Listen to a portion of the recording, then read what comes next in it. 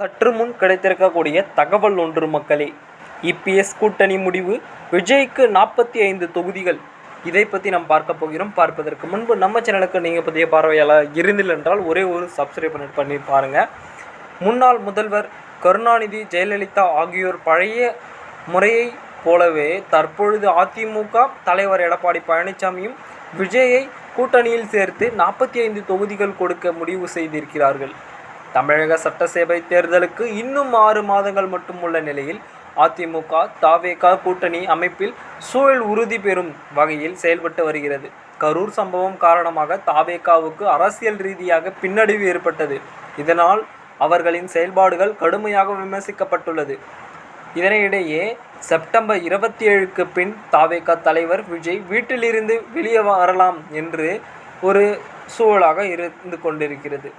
இந்த நிலையில் அதிமுக பொதுச் செயலாளர் எடப்பாடி பழனிசாமி முறையாக பயன்படுத்தி வருகிறார். சட்டசபையில் விஜயின் குரலாக கேள்விகளை எழுப்பி வருகிறது. இதன் ஒரு பதிலாக இருக்கிறது. தவேக தனித்து நின்றால் அது திமுகவுக்கு சாதகமாக மற்றும் வாய்ப்பு இருப்பதால் விஜய் கூட்டணிக்கு கதவுகளை திறக்க ஆலோசிக்கப்படுகிறார். அதாவது அதிமுக கட்டமைப்பும் அக்கட்சியின் வலிமையும் பயன்படுத்தி செயல்பட்டு இருக்கிறது. இது ஒரு சாத்தியமே இல்லை என்றுதான் கூறப்படுகிறது.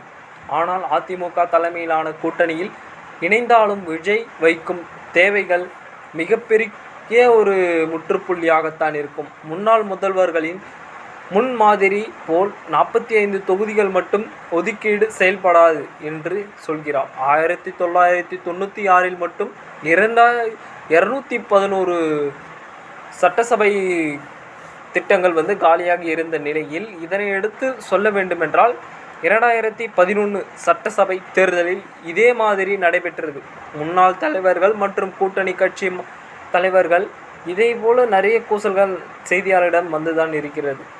அதிகாரப்பூர்வ பதில் என்னவென்று பார்த்தால், தற்பொழுது விஜயும் எடப்பாடி பழனிசாமியுமான இந்த ஏற்பாடு மூலம் கூட்டணியில் தன்னுடைய தாக்கத்தையும் அதிமுக தலைமையில் உறுதி செய்ய முடியும் என்று எதிர்பார்க்கப்படுகிறது. பொறுத்திருந்து பார்ப்போம் என்ன மாதிரியான நிகழ்வுகள் நடக்கப் போகிறது.